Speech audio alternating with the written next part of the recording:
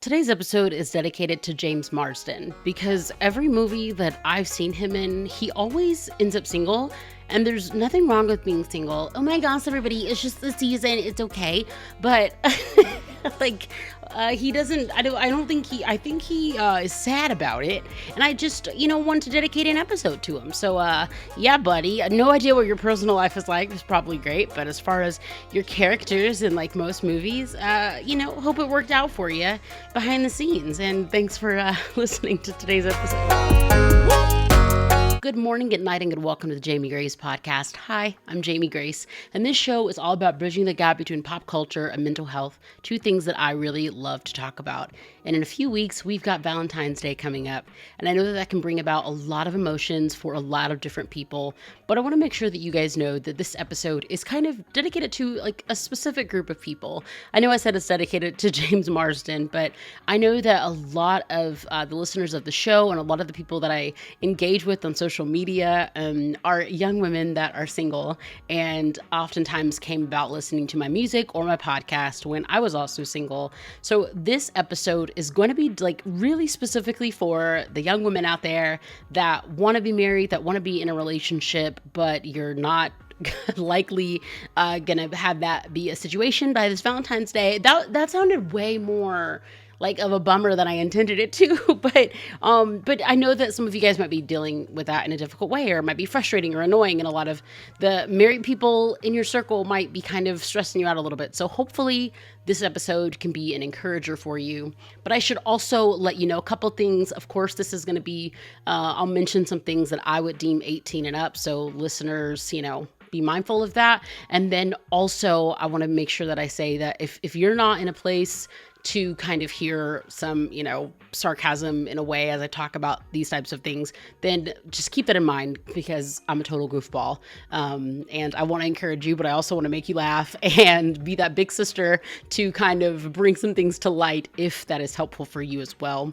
This episode won't be for everybody. I know that, but if it is for you, then thank you for listening, and I hope that you are encouraged. So today's episode, we have a super exciting sponsor before I jump into these 10 lies about your future husband that are probably keeping you single. I want to tell you guys about a new app called Glorify. I'm actually checking it out right now on my phone, so I'll show you guys what it looks like. And it's a new app that really helps to grow in your daily walk with God. And even if you are starting like this new year, like, okay, I'm going to figure this out, see what this whole thing is that Jamie Grace mentions on her podcast sometimes, or maybe your parents are Christians and you're like, is this something that I want to check out? Or maybe you're saying a lot of stuff about Christians like on TV and stuff, and you like, y'all looking messy. Well, I want you guys to know that a lot of times humans can make stuff stressful because humans are very flawed. But something that's really, really cool is the Bible. It's the foundation, and it's a great thing. It's a great way to really get to the foundation of like who God is and develop that intimacy with him. So this app is really cool because I like this middle tab the most. It says today, and you can see like a daily quote. You can also click on passage. You can listen or read. Then it's got like a 1-minute devotional. It tells you how long this stuff is, which is really cool. And it's got a reflection, which I already did, which is why it has a little check mark. It's this, I don't have it playing right now, but it's like a beautiful background. You can even like change the scene. Oh, I love that. Oh, reflection. Hey girl. And you can choose if it's like a guy or a girl reading it, and they help you reflect and think on things. So I really like that. There's also a journal tab, a prayers tab,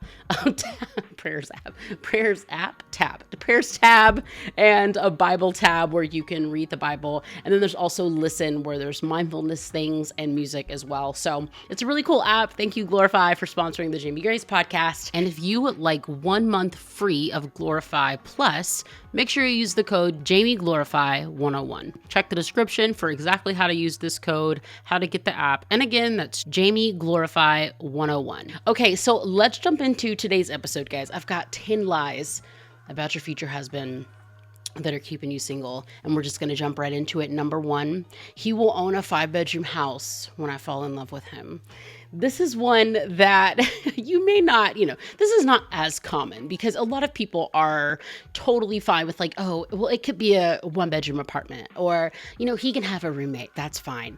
But like, let's go there for a second. A lot of times we gauge the success of a human. We gauge the mental strength, the emotional wellness, all these things based off of their living situation. And that is simply unfair. We have to stop doing that just as a culture, as a whole, of just like, oh, well, the homeowners are like this, but apartment people are like this. Like, what? That's not cool. But especially when it comes to Christian culture, and especially when it comes to single culture, there is no gauge of how great, how wonderful, how amazing, or even how responsible a person is based off of their living situation. Now, yeah, some people are maybe irresponsible and their certain living situation can maybe be a reflection of that. But the reason why I wanted to put this one first is because I specifically hear a lot of single young women getting very disgusted if a guy has a roommate or, God forbid, he even lives with his parents. When the reality is that, at least for me, in my culture, I didn't grow up in a culture where 18 years old, you moved out. I grew up in a culture where many people move back with their parents, even with their spouse and kids, even to save money, to help take care of their parents if there's illness. I do think that, well, that's another conversation that I was going to go into, but I won't, I'm stopping myself because I'm super mature. But it just frustrates me and it bothers me that people will regularly gauge the greatness of a dude based off of where he lives and what his living situation is. Now, again, you can of course go on the flip side of that and be like, well, no. Like he lives in his parents' house and like, has never tried to get a job or has no goals, or his parents have been asking him to move out. That's a different situation. But do you guys know how many people, like I said, have been able to save up to buy a house or have been able to support their family, support their parents, or just get back on their feet by living with friends or family or a roommate? So keep that in mind. I am absolutely in love with my husband, and he did not own a home when we fell in love. And because of the status of Jamie Grace, if you will, some people would be like, oh my Lord. But like, no, I'm not interested in that messiness. And I never really was particular about that kind of thing. I have a blog post coming out on in Hallmark Mahogany that goes a little bit more of my own personal feelings on that. So stay tuned for that if you're interested. Okay, number 2, he will always make a lot of money, have a lot of money, and retain a credit score in the good to perfect range. So I hear a lot of people talking about this one too. Now, I'm a huge nerd. Actually, me and my sister and both of our husbands, especially my sister's husband. Well, no, especially both. Well, I don't know. It depends on the day. All 4 of us are pretty huge nerds when it comes to conversations about saving and investing and credit score. And this is not a conversation at all of like what my opinions are of like what the right thing is to do. But what I am saying is that it's something that we do talk about a lot, something that we know some things about and encourage each other and challenge each other in a good way. So it's great to have these things in mind. It's great to know and understand these things. Even if you have opinions about them one way or the other, it's good to know. With that being said, to hold a person's worth or value based on these things is really sad and really heartbreaking. My husband and I have both, like throughout our marriage, we've had seasons where this person's job was bringing in a little bit more something than the other person's job. Both of us, it's gone back and forth. And it has never made me any less of a businesswoman or entrepreneur because his thing was taking off more than my thing in that season. You know what I mean? When you understand that going into marriage, like if that's a desire of yours, that you're going into it as a partnership, then you have to look at dating as not so much that you're going to join bank accounts when you're dating, because don't do that. But you can't look at it as, well, this person needs to already have XYZ simply to be on my level, because now you're placing things like money and credit to value and worth as a human. And that's absolutely heartbreaking. Now, again, let's be mindful that these are important things to talk about and important things to bring up in premarital counseling. At some point you have to learn these things, but let's talk about this. Some people at 15 years old, their parents have already given them a full rundown of like credit, taxes, investing. Some people don't learn these things until 25 or 35. And so, or 45, 55. And so when you're single and when you're, getting out there and getting to know people, there is no right or wrong when it comes to money and a house and what type of car and if it's paid off or if it's based off of credit. There is no right or wrong that will dictate that person's character and who that person is as a kind human, especially as a follower of Jesus. There's so many caveats to that, but please stop posting those memes that say if he doesn't have this kind of credit score, then he's not a good enough man, because you can have a good credit score and be a jerk. You can have a whole lot of money and be a disrespectful human. You can have the biggest house and be emotionally manipulative. So don't allow those things to be the defining factors of a person. Number 3, he will take all of the initiative if he's interested. So this is when as Christian women, it gets a little messy, because we're taught about the concept, hello microphone, we're taught about the concept of pursuing, like a guy pursuing, and not even just like Christian women, but even just like, if we're talking like historically, we like these stories of like the man going off to war to prove that he loves the lady. Like it's like so intense, right? And I'm all about like, a lot of the beauty that comes in the traditional definitions of like, oh, he's a gentleman, he opened the door. Like I love that. I think it's super cute, super sweet. But bruh, some dudes are nervous. Some guys are awkward. Some of them they don't know what to say. They might say something dumb and they're still interested. They might do something dumb. All guys are gonna do something dumb at some point. Like dating, engaged, married, they are dumb. I'm just kidding. Well, I'm not kidding, but all people do dumb things because humans are flawed. But to simply, say like, I see this thing that's like a common phrase, like if he wanted to, he would. Yes, that is true. That is true to an extent. But it reminds me of when people look at women and say, if you wanted to have this kind of body, then you would just have the discipline to go to the gym and the discipline to eat XYZ. No.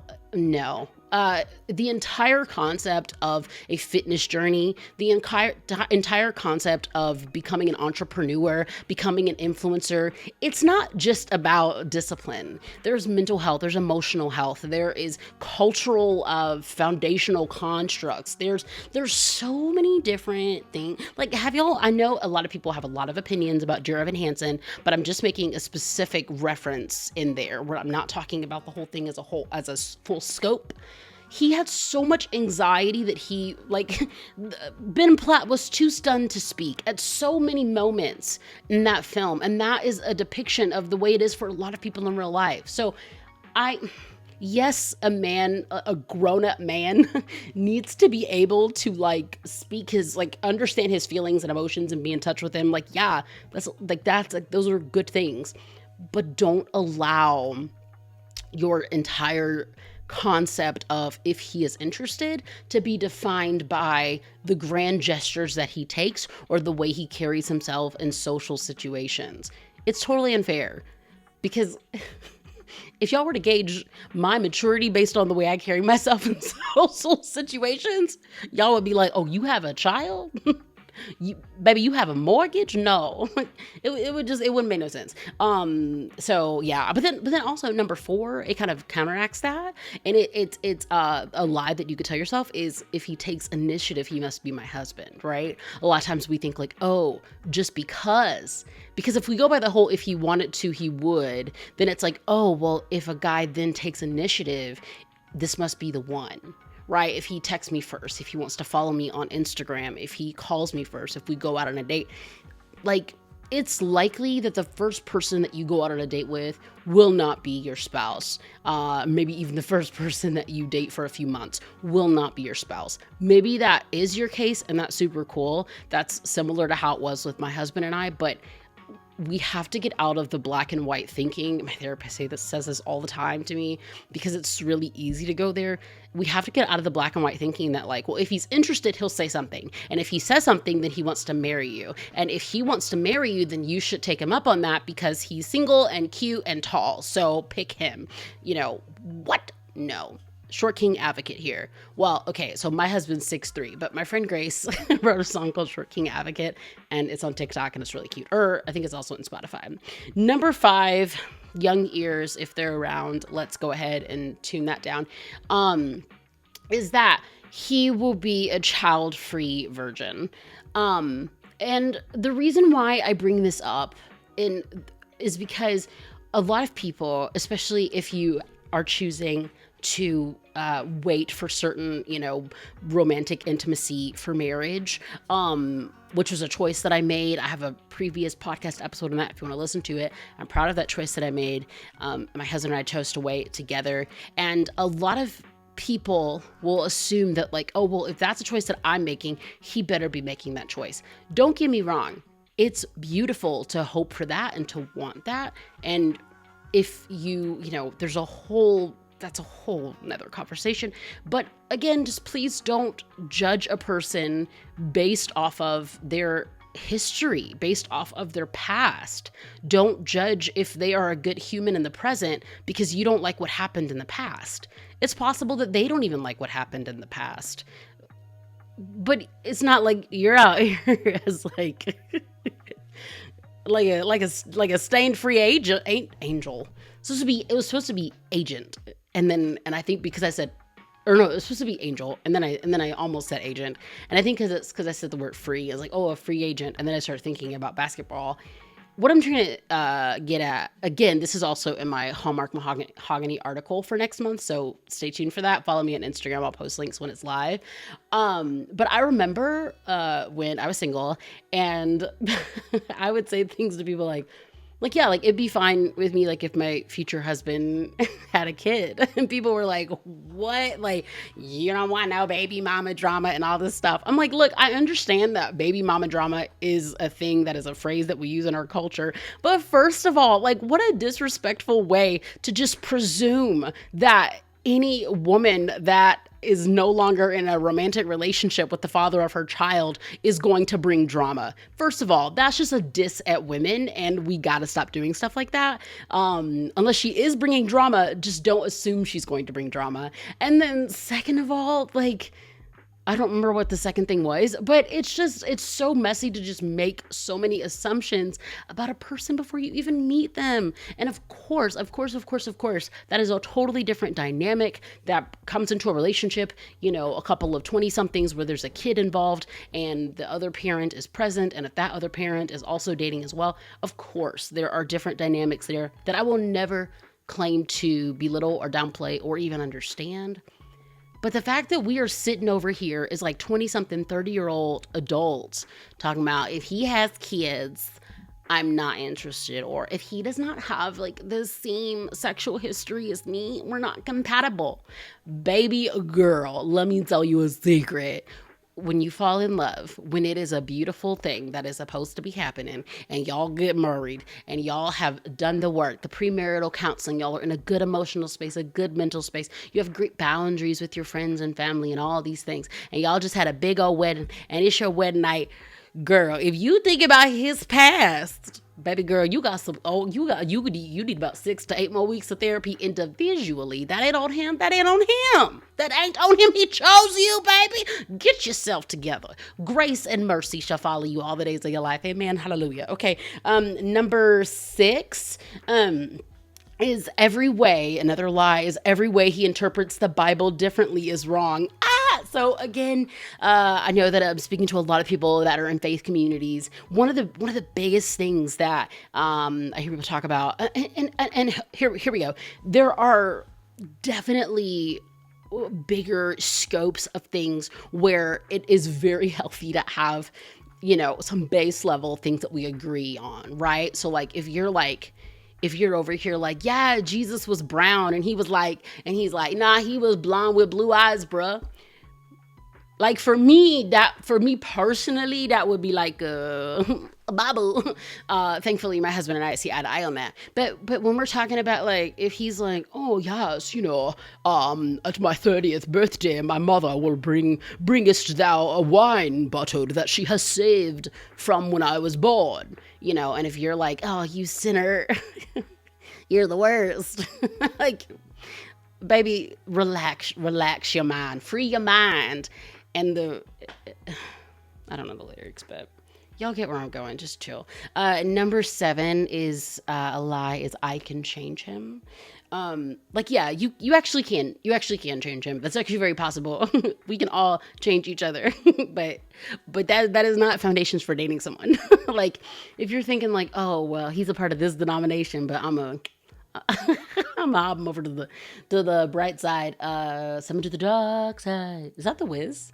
I don't know. But like, if that's what you're going into this relationship thinking like, oh, I can change him, girl, no. The change that happens, and number 8 is he will never change because people do change. And I also did an episode of that a few weeks ago. It's about it's called Dating Advice as Told by Frozen. If you like the movie Frozen and you're dating someone, then you should definitely listen to that episode.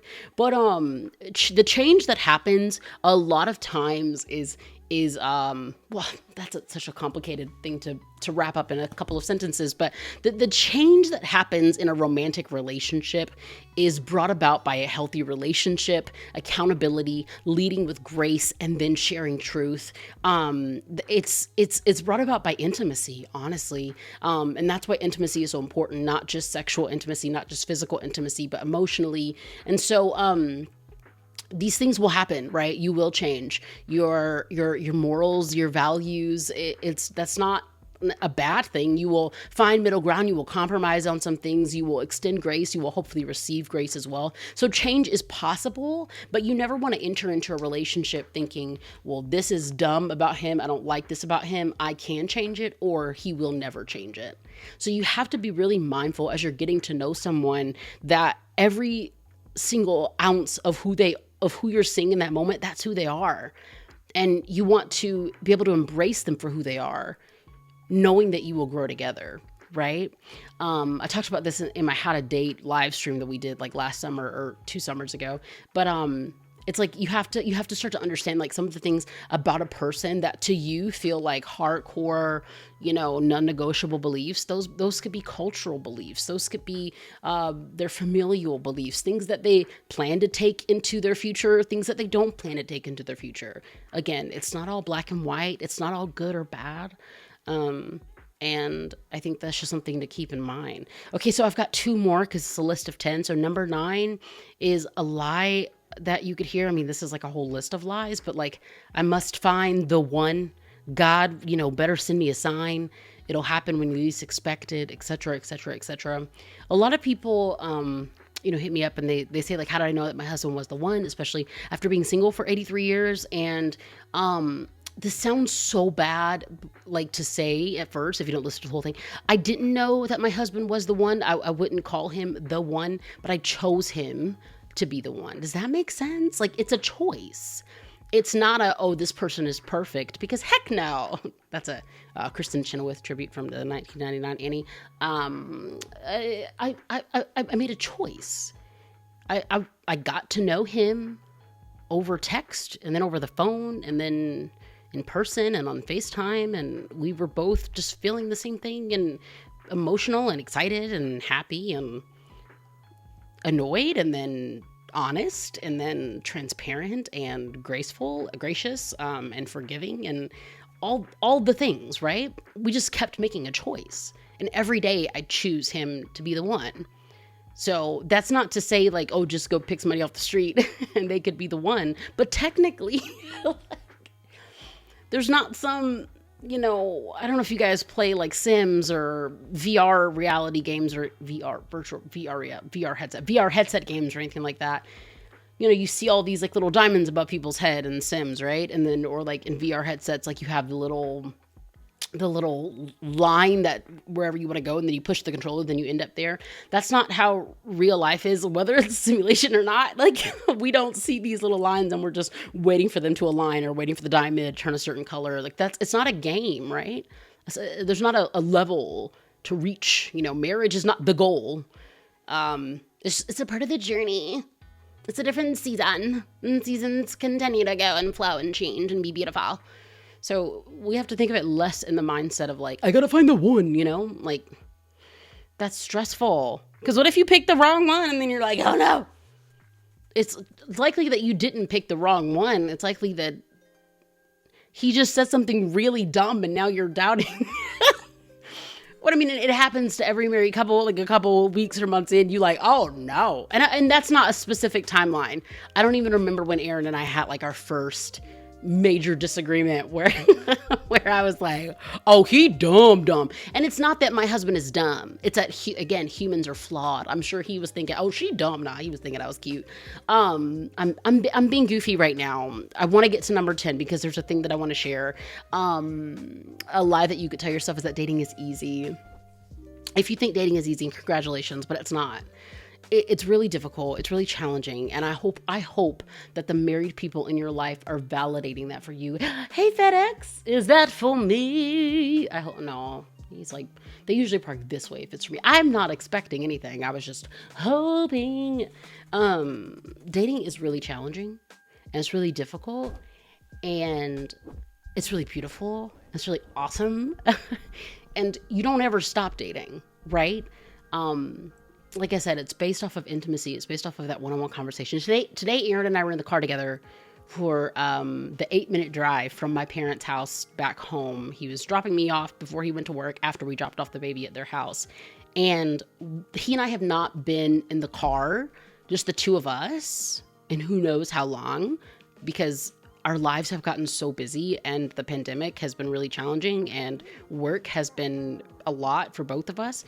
And we were in the car for 8 minutes and we played each other's songs, like only like half of the song that we've been like wanting to share with each other because we're both huge music nerds. And to me, like a lot of people might think like, oh, no, oh, he's coming this way.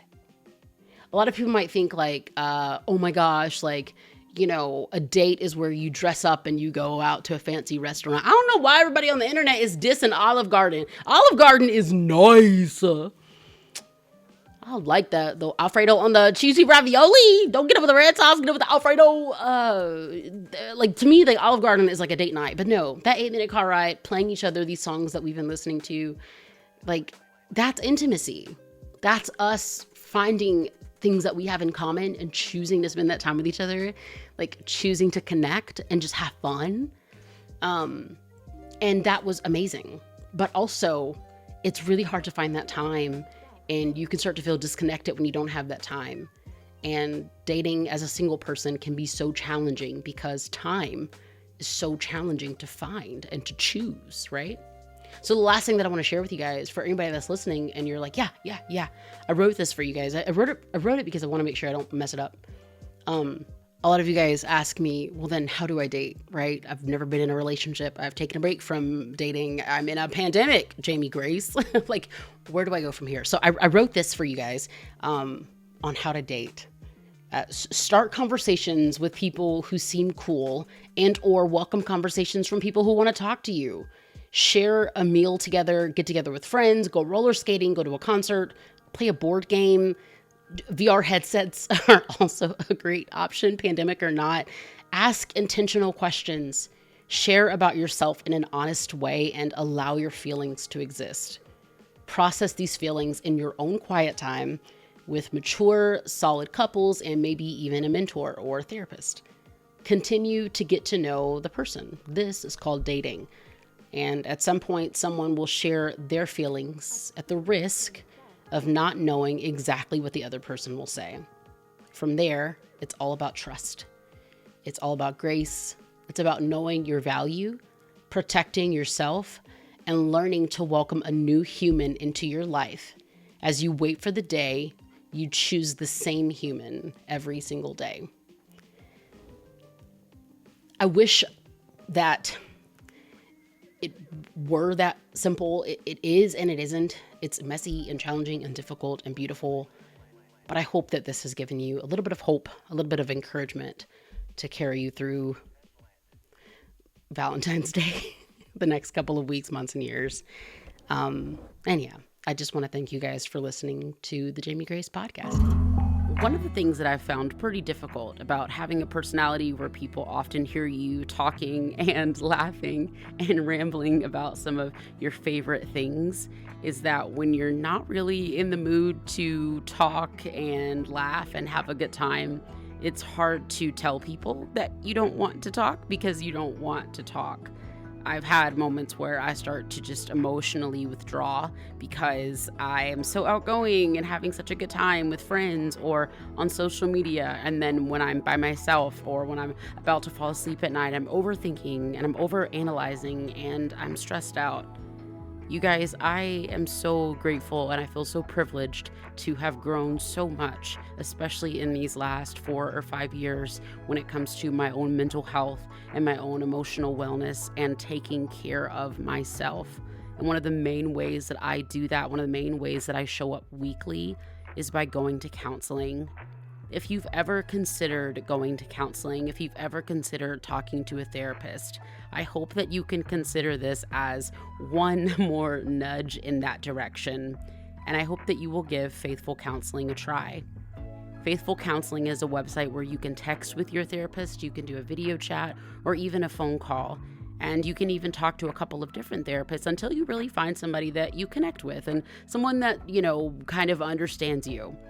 They can talk to you about faith and spiritual things, but also about anxiety and stress and anything that you want to talk about or learn more about. You can talk, you can listen, whatever makes the most sense for you. So if you're struggling with anxiety, loneliness, or frustration, and you want a safe space, you should consider giving Faithful Counseling a try. You can go to faithfulcounseling.com/JamieGrace and get 10% off of your first month. The link is in the show notes, but again, that is faithfulcounseling.com/JamieGrace.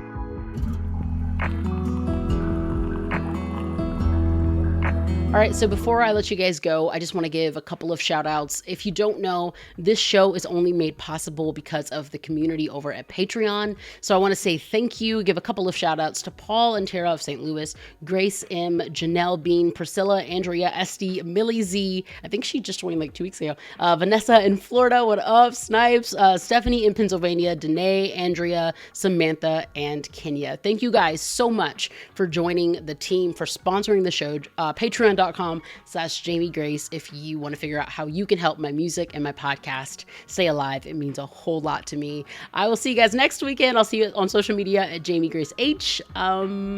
Okay, bye. Hi, I'm Bella. Thank you so much to listen. My podcast. Bye. And bye. Bye. Show on Patreon. I'm changing my music. Just listen. Come back.